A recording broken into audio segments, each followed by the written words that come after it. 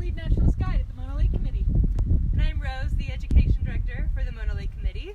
And we're here down at the Mono Lake County Park Boardwalk to bring you a little question and answer session. But first, I wanted to thank you all for being here today with us virtually and staying home. And we are excited to bring a little bit of Mono Lake to you. We're also very thankful for our friends and supporters and all you monophiles out there for continuing to support the work that we do here at Mono Lake. Great, so this is today's installment of Mono Lake Moments, the segment that Nora and I are calling Stump the Naturalist.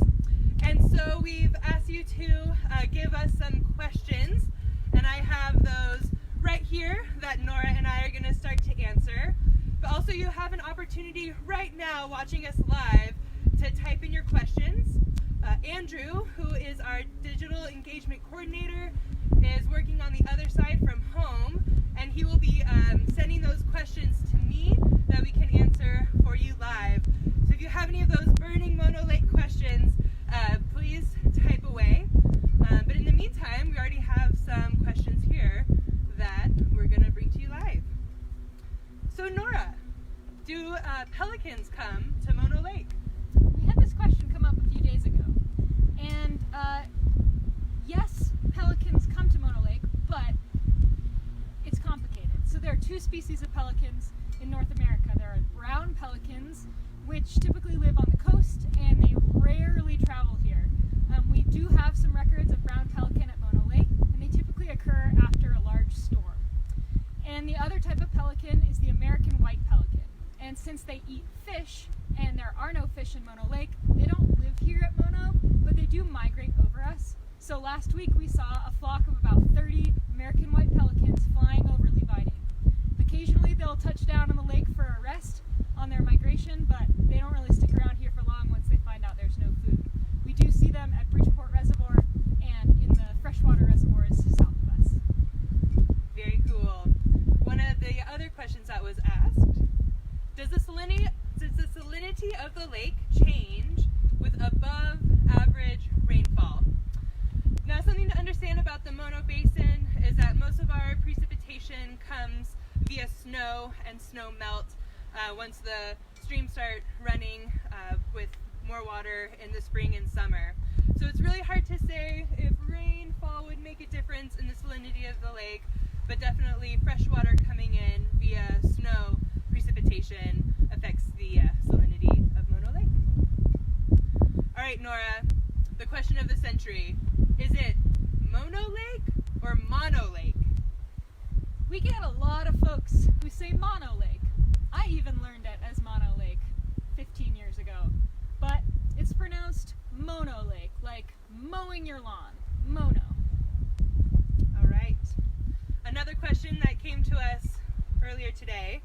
Is the lake level still in good shape? And that's a great question. It's kind of an ongoing question. As many of you know, the lake level has been fluctuating since diversion started and water was exported from the tributary streams coming into the lake down to Los Angeles.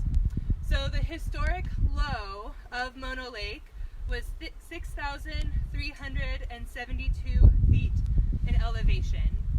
And it was decided for the health of the lake that we need to bring the lake level back to 6,392 feet in elevation. So that's a 20 vertical foot difference from the historic low to the mandated lake level. As of March 1st, when we did our last lake level reading, the lake level was at 6,382.6 feet. So right in the middle there. And so we're working hard to continue to get water into the lake and to get up to that mandated lake level, about 10 more vertical feet. But different things as far as drought and changing temperatures and unknown environmental factors has kept the lake lower than where we would hope. But we're still working to get there. On a positive note, in the very snowy winter of, 2018, we had about a 200% of average snowpack, and the lake rose about 4 vertical feet that spring and summer. So it is still possible for the lake to rise in significant chunks like that. So we're hoping that the dry year that we have this year will be followed by a couple of good wet years. Definitely. All right, Nora, why is the lake so salty? That's a good question. Another one we get pretty frequently. So Mono Lake is what's called a terminal lake, which means water flows in from different creeks from snowmelt, but no water leaves through creeks. The only way water leaves is through evaporation. So when the water from the creeks and the groundwater flow down into the lake, they're picking up trace amounts of salts and minerals, and they leave it it's basically dissolved in the lake. And as water evaporates from the lake, it only takes those H2O molecules. And so the salts and minerals have been accumulating in Mono Lake for hundreds of thousands of years, which is why it's so salty. Great. Okay, I'm going to check in with Andrew to see what you guys are sending us. I'm sure you have some great questions. Let's see. Nora, does the lake ever freeze? That is a very good question. Mono Lake is very, very large. Is one factor of why it does not freeze. It's twice the size of San Francisco, approximately, so about 13 miles by 9 miles across. So it's really big, and it would be hard to freeze, but also it's so salty that it does not freeze for that reason. It takes a lot colder temperatures to freeze salt water. So we do get some inch or two thick little, not icebergs, but frozen spots near freshwater springs or where the creeks come in. But as a whole, the lake doesn't freeze at all. Okay, we have some more questions coming in here, but at the moment, Nora, what's your favorite part of winter and living in the Mono Basin year-round? After a big snow, it's really awesome to be able to just cross-country ski right out your front door. And within a mile, you can be up Levining Canyon, you could be down towards the lake shore, off towards Old Marina, and just there's a lot of access right around Levining in this like magical, quiet snowscape. When there is snow, and when there's not snow, we can go hike in the desert part of the Mono Basin. Yeah, for me, my favorite part of this winter, it was a dry winter, but seeing all the different shades and hues of the willows was really interesting. In the fall they lose all their leaves, and last winter we got so much snow that everything just seemed to be completely black and white. But this year, with the lack of snow, you could see yellows and reds and purples on the willow branches that were really beautiful and quite extraordinary. Yeah, and actually right around us, where we're sitting right now, there are two main colors that are in the willow. So we have a nice like goldenrod yellow in some of the willows right here, and then there's also a purplish red willow that's getting brighter, and soon will be leafing out in the next month or so. Awesome. So Andrew just sent another question. He says, how does LA get the water from Mono Lake if Mono Lake is salty? And I can take this one. This is a very common misconception with talking about Mono Lake and water diversions, because as we just said, it's really salty, it doesn't freeze, there's no fish in the lake, so why would the people of LA want this water? So it's not coming from the lake itself, but it's coming from tributary streams from the Sierra Nevada into the lake. So the aqueduct was completed diverting 4 out of the 5 tributaries coming into the lake. And there's a good reason why the city of Los Angeles and Los Angeles Department of Water and Power would want this water. Because you think of how far LA is from us, it's about 330 miles south. But the water is 2 main things. It's both very clean and very cheap or inexpensive, free basically.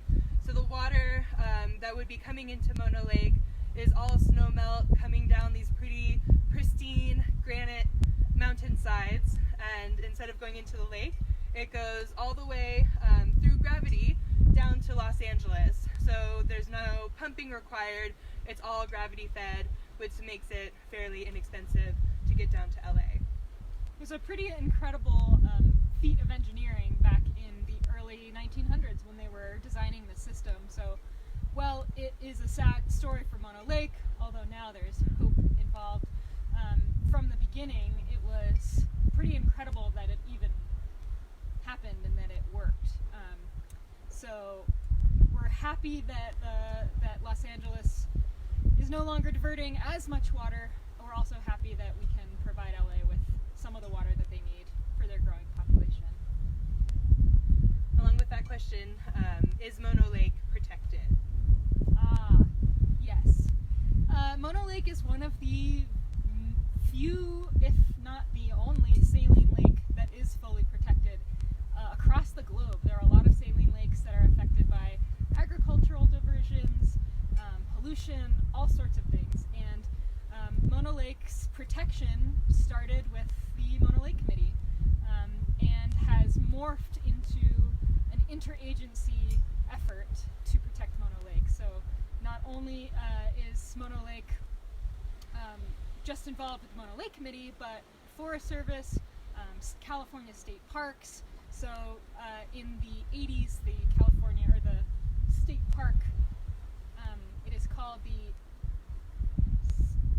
State Natural Reserve. State Natural Reserve. There's so many acronyms that we toss around, sometimes it's hard to remember them. So Mono Lake is protected not just from diversions, but from other things like pollution, other agricultural diversions if they were to come up in the basin.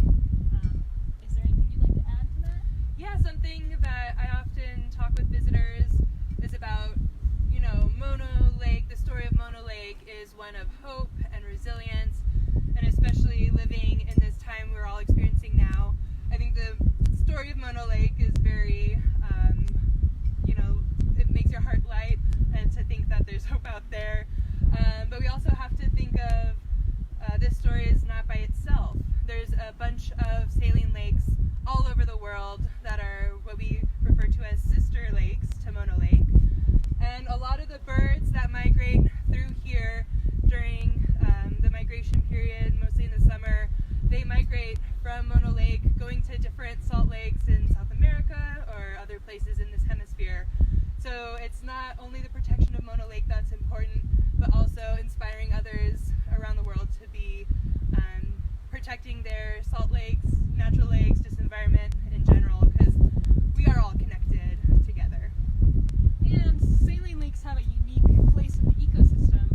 Many bird species that have large populations depend on saline lakes like Mono. So lakes like Mono Lake can host very specific biodiversity. So the brine shrimp that we have here in Mono Lake feed millions of migratory birds, of Wilson's phalaropes, eared grebes, and California gulls. And the saline lakes down in Chile and Peru and the Andes are feeding the wintering birds that stop over here, but also flamingos and stilts and all sorts of amazing birds down there. And pretty much their food sources are coming from saline lakes. So it's very important to protect them globally. I just want to say thank you, Bob, for a donation. That's very sweet of you. We appreciate it. Nora, do you have a favorite bird? Oh, yes, I do. And I have a fun story about that bird, too. So my favorite bird actually doesn't really occur here at Mono Lake. I started birding before I came here, but it has many similar species to it that live here. So my favorite bird is the black phoebe, and it's a type of flycatcher. So the bird that we have here in the kind of more deserty environments is the Say's phoebe. They're very similar, except the Say's phoebe is kind of a cinnamon brown color, and the black phoebe is black and white. They look like they're wearing a little tuxedo. But let's see, 11 years ago, when I was the birding intern here at the Mono Lake Committee, I was 19 and I was leading my first bird walks. And as many of you know, you've been on my bird walks. It's something that I really love to do. And that was like the beginning of my career as a naturalist. And I was pretty nervous my first bird walk. And we come down to the end of the boardwalk here, and what do I see but a black phoebe? And black phoebes typically migrate through, so we'll see them in the fall, we'll see them in the early spring, and that's about it, because they breed in really lower riparian areas. So we see them in Bishop pretty frequently. On the west side, there are a ton of them. But I just saw that one black phoebe, and I was like, all right, you got this.